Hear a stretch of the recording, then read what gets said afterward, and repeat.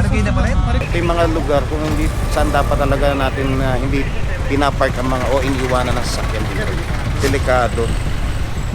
Maaaring mag-cause ng bukod sa obstruction, aksidente. Dalawa, sedan, Kia. Dito may naabutan pa tayo, isang Toyota. Illegally parked din dito. Ayun, dami. Ito ko, katapat sa mga cyborg, always zone.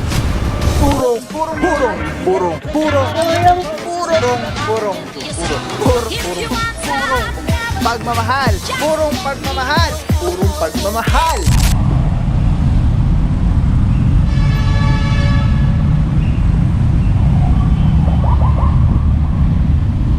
What is up guys? Pao here, purong pagmamahal.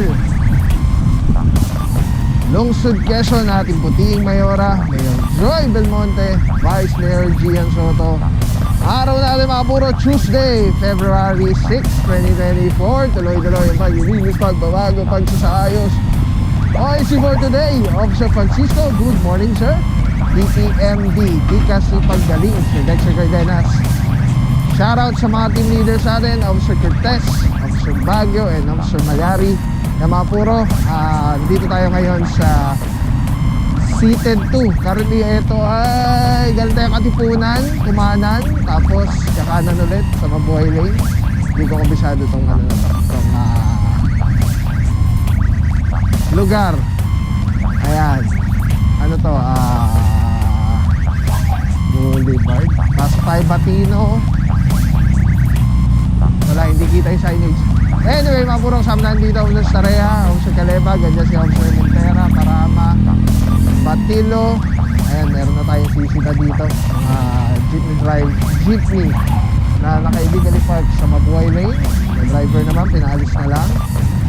And then, nandiyan kasama rin natin, ito lagi kasi itong area na ito mga puro, dumadami na rin ng dito, mga reklamo. Gawa ng nadadalas, lalo doon yung mga jeep, nagiging mga terminal. So papakita ko po sa inyo mamaya. Hindi ko lang alam mga puro, di pa natin alam kung ano yung ruta natin ngayong araw na to. Yung ano yung mga area na i-operate. Pero galing tayong Batino. Ito. Papakita ko lang muna sa inyo ito ha. Balikan natin si Officer Francisco dyan.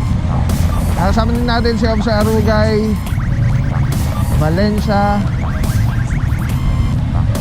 Parama. Ito may mga park, illegally parked din dito. Ayun, dami. Ano ba to? Nara yata.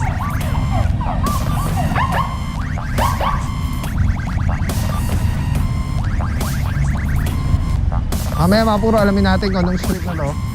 Kung nasan na tayo ngayon.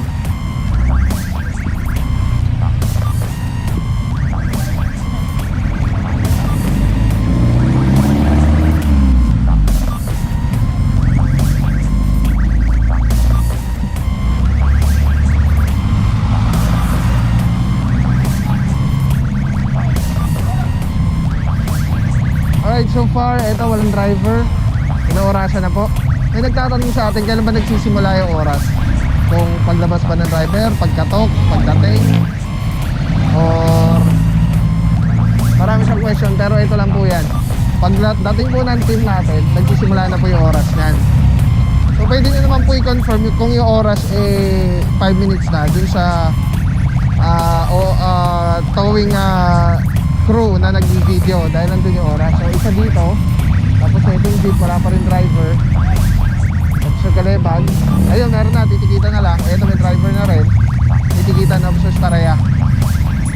Dito naman Officer Aruga, itong MUX na Isuzu. Alright, mga puro kasama rin natin ang tropa ng MMDA Seated 2, led by Sir Officer Belagantol or Officer Liwanag. Dito may naabutan pa tayo, isang Toyota Innova. Sama na dito Officer Valencia and Officer Santa Cruz. Good morning mga bossing. Alright mga puro, meron dito lumabas sa driver at wala siyang dala lisensya kaya kinuha niya lang. Kasama na dito Officer Batilo. Tapos pag may driver ito lang yan, titikita na lang po yan. Basta magpatiket po, mag-cooperate. magpatikit na lang agad kaysa maurasan pa yung sakay nyo. Pagdating dito merong isang sedan. Eto, nakakuha na yung lisensya nito. Kanina nakita natin si Officer Parama ang ito, trending officer. And then pagdating naman dito, Avanza pala, hindi pala Innova. Nara Street mga puro, Nara Street, napakarami. Andiyan naman si Officer Santa Cruz. Ayan, awak na yung lisensya. Tapos dito Officer Mentera, ayan, may tinitikita na rin. Good morning sir. Dito siya, itong close van.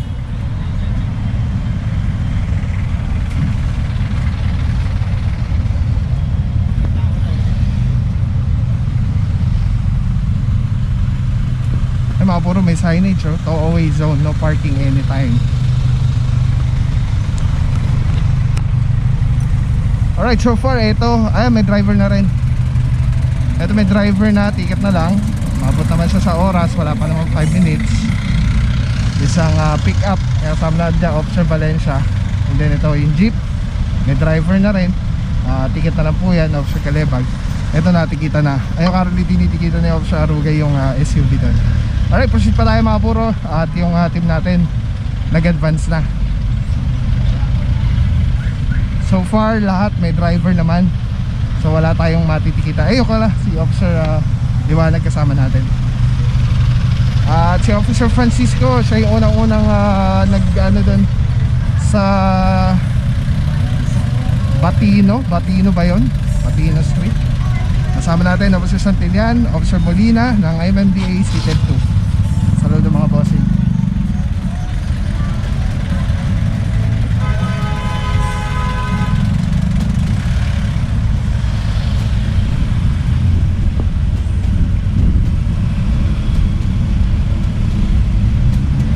Alright mga puro, so ayan na, ito natikitan ko isa.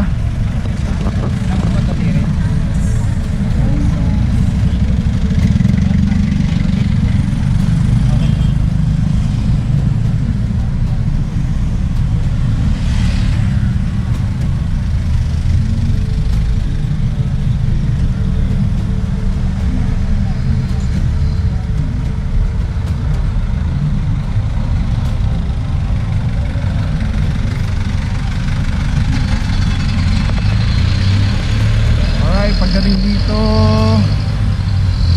eto kasi mga puro hindi na natin na simulan ng cover dahil nagstay pa tayo dun sa may bandang harapan sa unahan. So eto yata na orasan na. Well, until now wala pa rin lumalabas sa driver ito. So pagka umabot na po sa 5 minutes yung sakyan na orasan na at walang driver na lumalabas para matikitan, subject for impound po talaga yung sakyan. Samantala dito naman, eto tinitikitan na may driver. Ito yung kanina nakita natin na lumabas na yung driver kanina. Ako si Francisco kasama natin dito. Ang bilis si bossing, natikita na yung sarap doon. So far ito lang yung napansin nating ayun pa, dalawa, yung Avanza saka itong Kia. Currently tinaw-taw na po.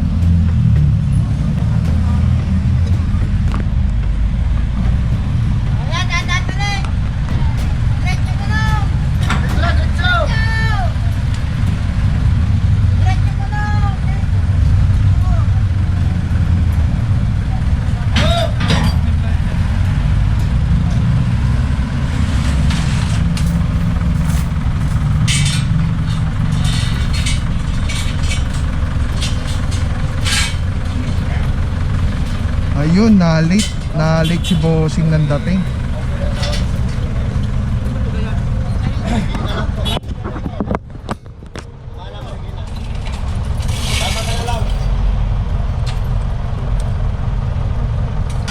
Okay mga puro, so yan yung driver ay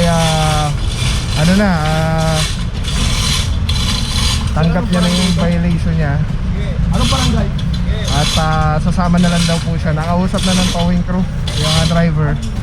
Sama na lang siya dun siya sa passenger side. Tapos magdadrive po nito yung towing personnel.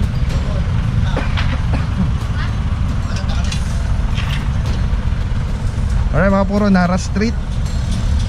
Bali yung team po natin biyak into 2 teams. Dahil Saan ako magbabayan? Doon na mismo sa Marikina na sir. Ha? Quezon City? Doon na mismo sa Marikina pa rin? Marikina na po. Para doon nyo na po i-settle yung ano niya sir, yung violation niya. alright, yan mga puro, diretso na po to, tumana Marikina. Ayan nga, pinaka best way, isa sumama na lang para menos na rin sila sa sa pamasahe papunta doon. Para pagdating doon, sama nila, settle nila, mai-release din agad yung kanilang sakyan. So far, na to, dalawa. And yes, advance po tayo. Let's go guys. Alright guys, Nara Street. At meron tayong naabutan dito. Isang Mitsubishi Mirage and ano to? Sedan Azul Hyundai Reyna. Sama nandyan ako sa Karugay. Hello sa Mentera. Samantala dito naman sa kabila merong pastang barrier. Kulay pula na sedan.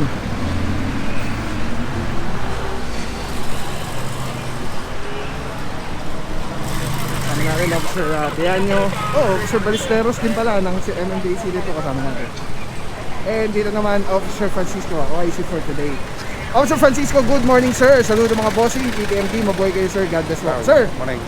kamusta naman yung clearing operation na kinakandak natin ngayong araw na to, boss? Dito sa area nito, meron tayong 4 na barangay na i-clearing dito. Pero yung yung pina-priority natin dito yung Mabuhay Lanes kasi ito yung mga alternate routes natin. So ngayon nandito tayo sa kahabaan nitong Nara Street, sakop ng Barangay Amihan. Bali isa ngayon, kung makikita mo, meron tayong 4 na illegally parked na vehicles na tow dito. Tulad itong nasa likod ko, hanggang ngayon wala yung driver. Despite na may mga signages tayo rito. Tapos yung kalsada, yung pababa, ito yung mga nakakatakot na dapat hindi pinaparkan eh. Tapos narrow pa, kurba. Ito yung mga lugar kung hindi saan dapat talaga natin hindi pinapark ang mga o iniiwanan ng sasakyan dito. Delikado. Maaaring mag-cause ng bukod sa obstruction, aksidente. Thank you so much, Officer Francisco. Saludo kami sa inyo mga bossing. God bless. Ingat pa, ingat. Ayan mga puro, klarong-klaro. Ito nga yung inoorasan pa until now na hindi natin alam kung na-tempo lang na may ganito. Pero bukod tangin na ito lang yung sasakyan na may ganon, na merong barrier. So meron ditong isang pulang Toyota Vios. Inoorasan ng R&D mga puro, after 5 minutes yan. Tataw na po yan. Pagkatapos din naman, inoorasan pa rin. Hyundai Reyna, saka Mirage. Sa may bukad, mapaligid yun. So yan, pagka po kayo ay walang parking, tingin ko lang pinaka best is maghanap na ng pinakamalapit na pay parking.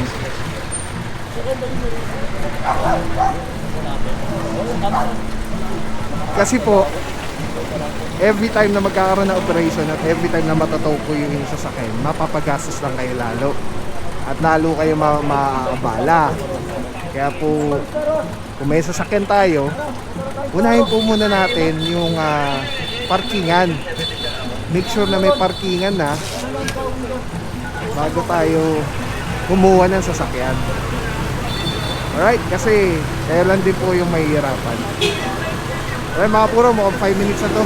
Ayan, ikakaman na tong Toyota Vios na pula. Subject pa rin po na po. Ayan, so sa mga team leader natin ng MMDA Seated 2, Officer Ballesteros. Good morning, bossy. Alright mga puro, dito naman, ayan, hihila na rin po itong isa.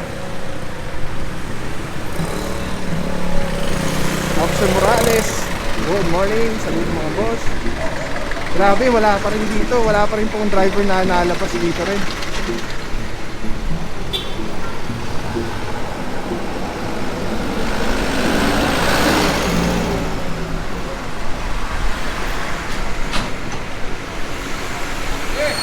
Ayun yung signage, mga puro. Tulad yung sabi ni Officer Francisco, may signages na lalaki, klaro-klaro, very visible. At the same time, yung ano na ito, yung kalsada po pababa. So ito yung mga delikado as per Officer Francisco na hindi dapat talaga pinagpaparkan. Okay mga puro, 5 minutes na, totoo na po ito sa sakyan. At diretso niyan Tumana Marikina, doon na po nila yan pupuntahan. Magdala ng ORCR and driver's license. Kasi po pagdating sa Tumana ay hanapan kayo na lisensya para sure na maida-drive nyo pabalik yung sakyan. So may mga nagtatanong din, what if walang license yung driver? Tapos pinapupunta sa Tumana. Pag ganun po, nagsasama po sila na may driver's license. Di ba may mga instances kasi may natotok tayo dahil walang mga lisensya. Ito mga po, relay na rin po ito.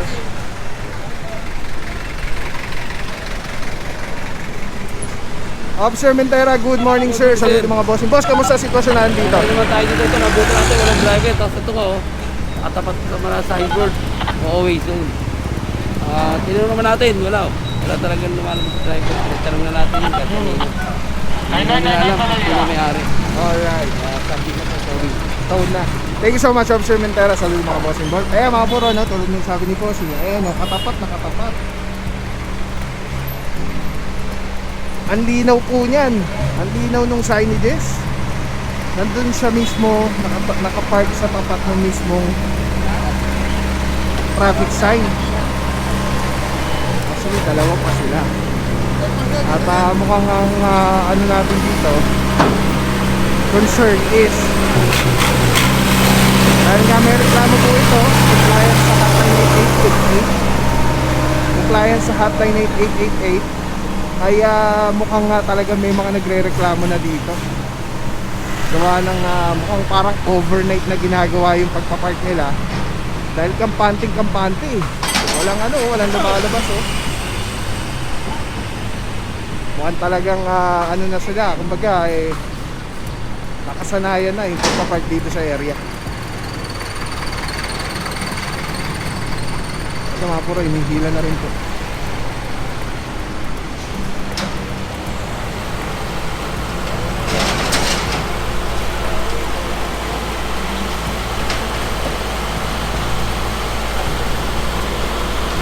Wala po talagang nalabas na driver.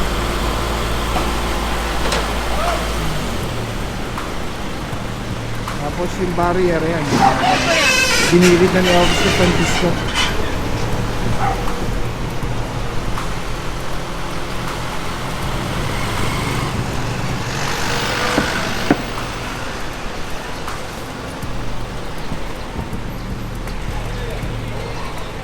Alright mga puro, first 4 kilometers yan is 1,500. Sa towing fee pa lang ha. Towing fee pa lang. Iba pa dun yung penalty na violation na isisettle niya. Na kailangan niyang bayaran. So sa towing fee pa lang, Officer Caleba, good morning. Good morning. Towing fee pa lang, first 4 kilometers, 1,500. Diretso ng Tumana Marikina. Every succeeding 2 kilometers is every succeeding kilometers is 200. So the more na mas malayo yung pinanggalingan nung pagkakataw niya kung saan siya tinaw, the more na mas malaki-laki yung babayaran niya. So kung malapit lang sa Tumana, maliit lang, parang base rate lang yung magiging niya, towing fee na kailangan niyang bayaran. Alright, mga puro, tuloy lang po tayo, advance na po tayo dahil yung team natin nag-advance na rin po. At yan ang mga ginabang pangyayari ngayong araw na to. Lungsod Quezon, DTMD, Tika Sipag Galing, Sodexo Cardenas, MMDA Seated 2, Ma'am Ruby Brown, OIC for today, Officer Francisco. And yes, maraming tubig, magdasal, maging puting tao araw-araw, sumunod sa batas. God bless everyone. Purong pagmamahal. maraming salamat sa iyo. Walang papapaw. So thank you so much sa walang sawang support, tiwala. Wala akong masabi kundi thank you so much. Thank you sa Panginoon at ingat kayo palagi. Again, kung wala akong papapaw. So thank you so much. God bless you. Purong pagmamahal. Thank you so much. God bless.